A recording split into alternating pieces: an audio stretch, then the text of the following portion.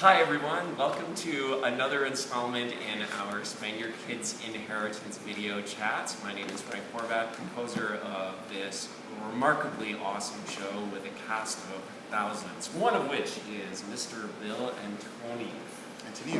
Antoniou? Close enough. Oh my gosh. You see how much I revere you, I can't even say your name. So get in line. Antoniou. Yeah, I got it. Good job. Awesome. Thank you so much for joining us. My pleasure. So we are coming to you directly from our rehearsal space in a dinghy. And in the middle of a lake. In the middle of a lake. Use your imagination. If you're wondering what the heck are two grown men sitting in a small dinghy like this, obviously you have to come and see the show. That's the only way you're going to know. Absolutely. So Bill is one of our talented actors on our show, and we're going to... Who are the untalented actors in our show? Well, after we press stop, we can... No. So Bill is playing no less than 4 characters in our show. And why is it, Bill, so much fun to play shady and eccentric characters? Probably because we don't allow ourselves to be shady and eccentric in real life. And I think even actually shady and eccentric people feel some guilt about it. So it's wonderful it's just wonderful to let all that sort of moral restriction go and just have fun being bad. Right, because technically you won't get arrested. Hopefully. So one of these characters you're playing in the show is not pure evil. No. It's a little bit hard to read this guy. Is Brian. He's a self-absorbed recovering alcoholic who is the adult son of one of our main senior characters, Hal. So talk to us about Brian. Do we want as an audience to love Brian, or do we want to hate this guy? Oh no, you definitely want to love him. I mean, I'm playing him, so he's lovable. Right. But he's also, he is the least malicious person. You know, he has all these bad habits and this bad history because he's just not very bright or motivated. He kind of allows himself to be led into whatever, you know, and he just pursues pleasure and comfort without really thinking about it too much. So, you know, there's something benignly lovable about that, I think. Right. I think so.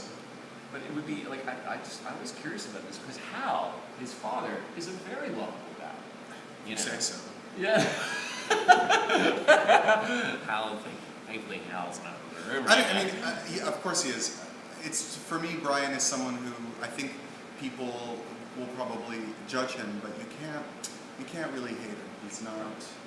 He doesn't go out of his way to hurt people. He just doesn't know better than to sort of fall down the holes that he falls down. Right. I think. You know, and I think that's sort of a knowledge or understanding thing between the generations, you know, between the adult children and their parents, is that, you know, does Hal get Brian? No, and you get that impression. That's really that they're both well-intentioned, and we know that the road to hell is paved with that, and that I don't think they want to not get along, but they just don't have enough in common. And that happens sometimes with the people you're related to. Absolutely. So...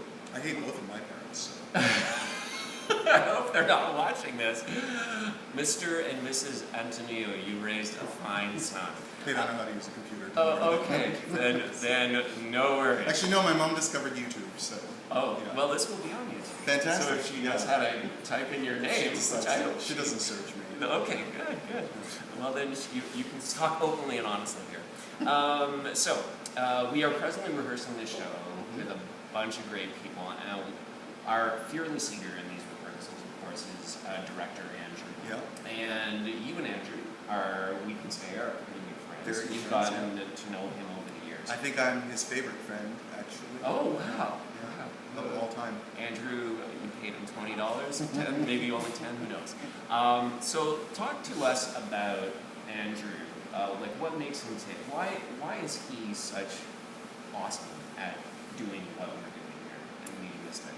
This is the 3rd time that I've had the pleasure of working with him, and I've known him for a number of years.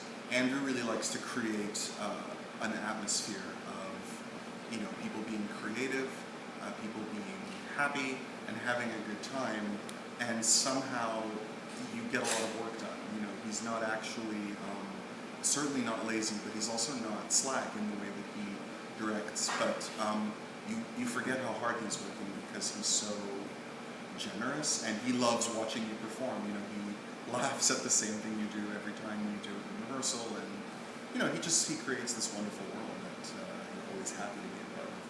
Yeah, I kind of agree with you. And he's the best person to be around if you're having a bad day, and I've had many a bad day around him. Yeah, absolutely. I find him to be, I don't know him as well as you do, but I find him to be one of the most positive people I've ever met. Absolutely, yeah, and it's genuine. Everything you see with Andrew is what you get. He's the most true person as well. Yeah. Right. And I guess if you're doing theater stuff, that's pretty darn important, right? Absolutely. Dealing with actors and trying to make believable characters. Absolutely. You better hire me again for all the nice things I'm saying about it. Oh, he already paid you $10. It doesn't right? come easily. I have to say. Anyway, listen, Bil Antoniou, he is playing, like I said, 4 characters in our show.